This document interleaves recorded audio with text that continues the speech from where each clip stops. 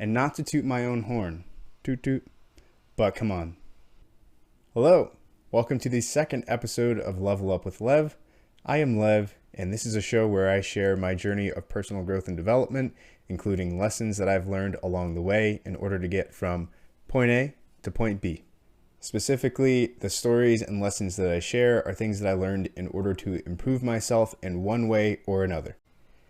As usual, I am excited to share what I have to share today with you all, but it's for a very particular reason. So today I will be sharing the order framework with you all that I have conceptualized in order to help me think about conscious, self-directed growth and change. So I figured I'd share this concept now, contrary to my prior plan of waiting until the very end after we've gone through mini sections 1 through 4, because I think it will help us to understand the stories that I will be sharing and situate ourselves within a baseline framework that will help the concept stick. That's my hope. That's my goal. Mental frameworks help me to think about things that we were taught when we were younger, perhaps, and we're just expected to know and understand and actively implement in our lives as we get older.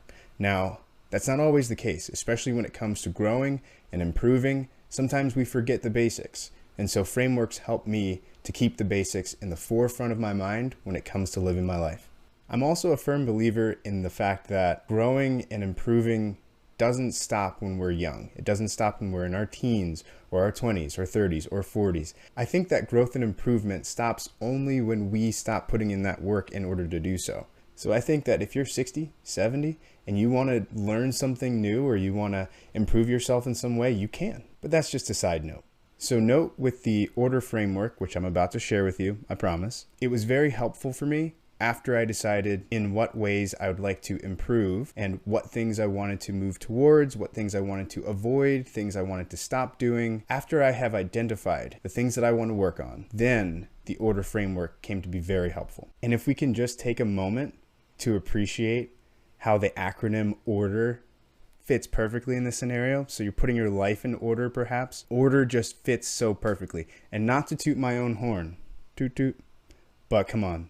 And so given that it's slightly out of order because it comes after things that I've identified that I wanted to work on, the goals that I set and the direction that I want to head, I just want to ask for your forgiveness and for your understanding that it's slightly out of order.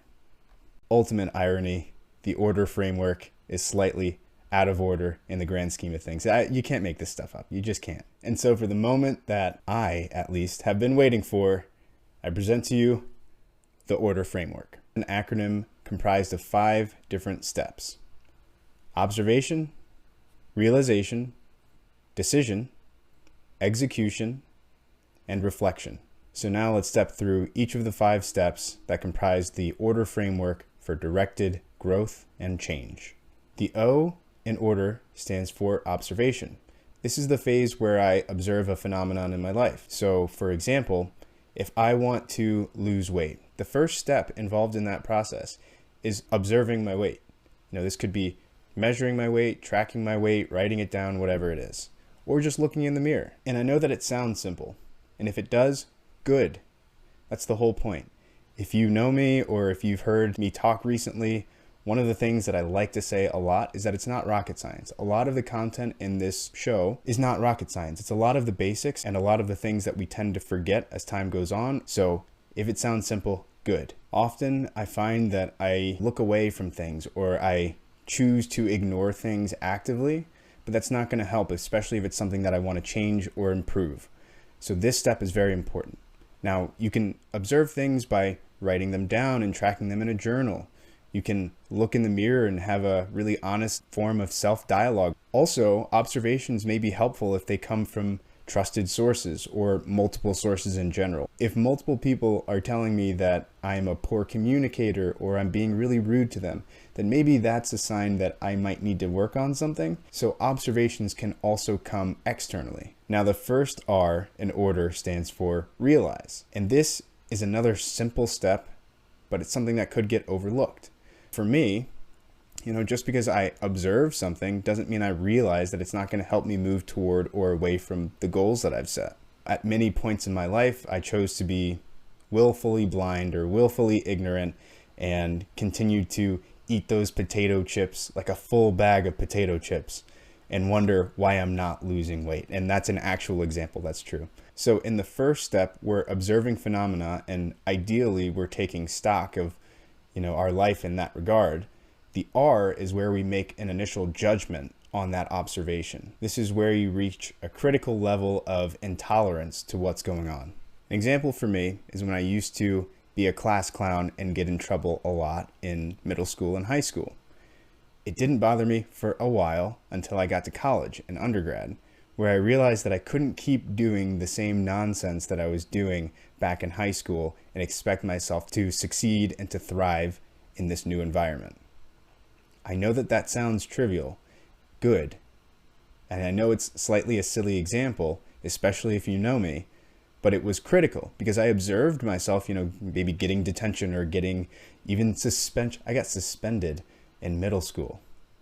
Yeah, I think I got suspended in high school too. But it wasn't until I realized, hey man, you gotta cut this out, that I was able to actually step in to my decision to improve and become a better version of myself. Now this brings me to the third phase in the order framework, and that is decision. Now this is a two-step process for me. First, I have to identify something that is moving me away from my goals or is hindering my progress, and I have to make a decision. I have to say, I'm going to make a change about this. This is where I actively decide that I want to make a change. The second part of the decision phase involves creating a plan. So for me, when I was getting my master's degree at the University of Connecticut, I was playing objectively too many video games. In my free time, I was spending hours a day playing PS4 with my buddies. And while I do value downtime and I do understand the importance of doing things that you enjoy, the balance wasn't there. So I was not moving toward my goal of getting this master's degree because of this thing that I was overdoing. I didn't have the balance. So after I observed how much time I was spending playing video games, then I realized, I made a judgment, that I was spending too much time playing video games. So then I came to the decision that I should probably stop playing video games as much as I'm playing. And then I created a plan in order to play less video games. And of course, part of that is as silly enough as you can play video games once you're done. Work hard, play hard. But the decision that I chose to make was to stop playing video games altogether. So I did tell my buddies that I wasn't going to be playing video games for a while until I finished my degree, and it worked out very well for me. Now we'll talk about creating goals in the future, but a helpful framework that is not my framework, it was actually coined by George T. Duran in 1981, is the SMART framework for goal setting. SMART, another 5-word acronym, stands for specific, measurable, achievable, relevant, and time-bound.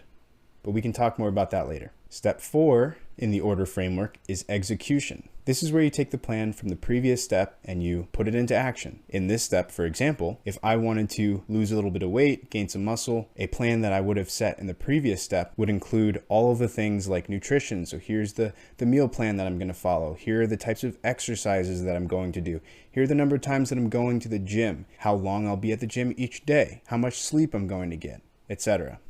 And this brings me to the 5th step in the order framework, which is reflection. For reflection, I think about this in 2 different ways. 1, as a way to track my progress as I'm moving toward my goal, and 2, to assess the results from the time-bound action items specified in the plan that I laid out. So tracking the progress that I'm making as I move towards my goals will help me in 2 ways. Number 1, it can provide some feel-goods if I'm making the progress that I'd like to make. And number 2, it can let me know if I need to adjust anything and maybe try a different workflow in order to make the change I would like to see. Now, at the end of the timeline that I've specified, if I didn't make the progress that I'd like to make, I might have to start over. And that's the beauty of the order framework. Because notice when I introduced the 5th step, I didn't call it the final step, because the order framework is an iterative process for me. So after I reflect at the end of the time period that I specified, then I might have to go back to the top to the observation phase and observe the results from the reflection. Now, just to make this a little bit more concretized for you, I'll provide you with another example of how I use the order framework in my life. So if you think that I'm well-spoken, first of all, I appreciate it, But if you think that I'm well-spoken, it's because I put in the work in order to improve the way that I communicate with others. So there was a time in my life where I was quite introverted and I wasn't able to communicate with others well. And that was something that I observed. Some of my friendships were waning because some of my friends were very witty, very sarcastic, very quick with the conversations, and I just wasn't able to keep up, or the things that I would say back in response were quite awkward. So after I observed this, I realized that I would like to improve the way that I communicate. I made the decision to become a better communicator. And I did this in 2 ways. So the first step was looking up resources online to improve. And I found a really good resource for holding better conversations and being more personable in person. The second thing I did was I signed up while I was at Rutgers for a public speaking course. After that, I executed the plan by implementing what I learned. So the execution phase, when it comes to learning things and improving a skill, for me, it's critical to have the implementation phase. So it wasn't just learning the things, it was putting myself in those situations to improve, putting those skills to practice. And so I actively sought out as many situations to have conversations with strangers or friends as I could in order to put these skills to practice. And so the reflection phase, this is where I look back on the communications that I've had with my friends, and I'd like to think that I'm able to have conversations like those with just about anyone. And so that helps me not only in my social life, but in my professional life as well.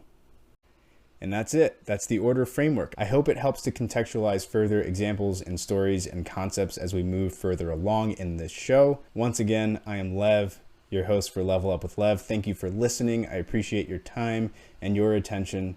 And I hope to hear from you in the future, whether that's on Facebook, Instagram, YouTube, X. Reach out to me wherever you can. You can find me at Level Up with Lev or a slight variant. If you search that, it should come up. And if you like this show, if you think it's valuable in some regard, I know we haven't gotten too far, but I promise we're going to get there.